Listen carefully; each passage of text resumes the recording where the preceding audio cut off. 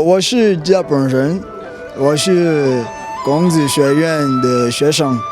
Je viens à peine de dire que je suis gabonais et je suis étudiant de mandarin à l'Institut Confucius UOB.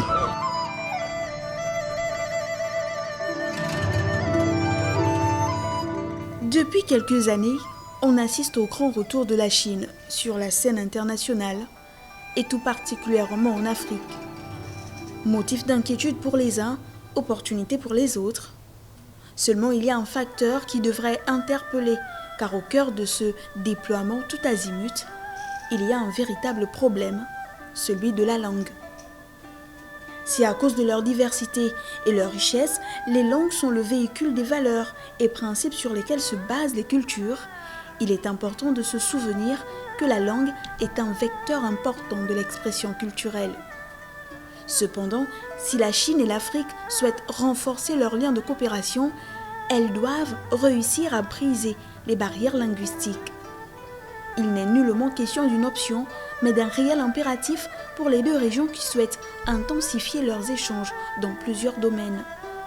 Avec d'ambitieux projets socles de la coopération sino-africaine, notamment sur le plan économique, politique, social et culturel, les échanges linguistiques tiennent une place de choix. Conscients de ce que ce n'est plus une option, mais bien une nécessité, les autorités chinoises font de l'apprentissage du mandarin un préalable. Au Gabon, l'Institut Confucius permet aux hommes politiques, hommes d'affaires, étudiants, etc. de s'imprégner la culture chinoise, une initiative qui porte de bons fruits.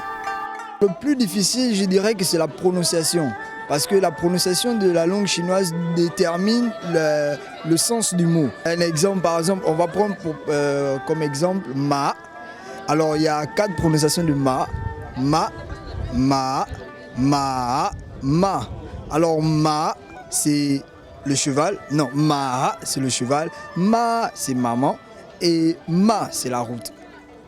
Alors, pour moi, le plus intéressant a été de côtoyer les Chinois. Ils sont vraiment accueillants.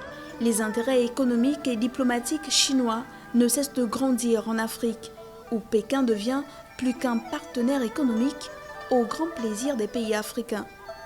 Aujourd'hui, plus de 10 000 entreprises chinoises opèrent sur le continent, d'après les autorités chinoises.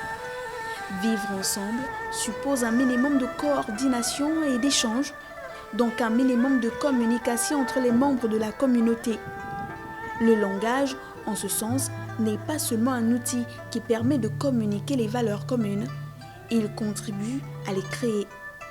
Vivement donc que la langue ne soit plus une barrière, mais un palier sur lequel les collaborateurs chinois et africains s'asseyent pour récolter de bons fruits. Confucius